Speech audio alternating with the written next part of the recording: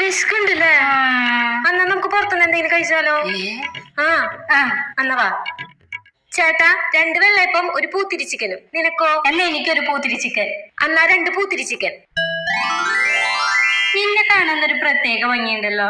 ശരിക്കും? നീ കഴിക്കി, വയറ് നിറച്ച് കഴിക്കി. കൊടുക്ക് 300. എന്റെയിലൊന്നുമില്ല, നീ കളിക്കല്ലേ. എടി എന്റെ പൈസ ഒന്നുമില്ല. എടി രച്ചു, നീ കളിക്കല്ലേ. എടി എന്റെ പൈസ ഞാൻ ഒറ്റയ്ക്ക് വന്ന് കഴിക്കില്ലേ?